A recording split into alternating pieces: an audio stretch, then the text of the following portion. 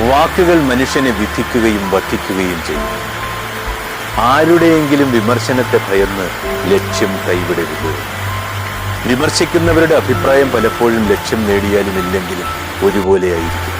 അഭിപ്രായങ്ങൾ ആർക്കും പറയാം, അതിൽ തളർന്നു പോകരുത്. പറയുന്നവർക്ക് എന്തും പറയാമെന്ന് ശരി എന്താണോ അത് ചെയ്ത് മുന്നോട്ട് പോവുക.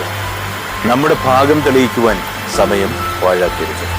മനസ്സിലാക്കേണ്ടവർ നമ്മുടെ നന്മയെ വേഗം മനസ്സിലാക്കും, അല്ലാത്തവർക്ക് ഒരു ജന്മം മതിയാവില്ല.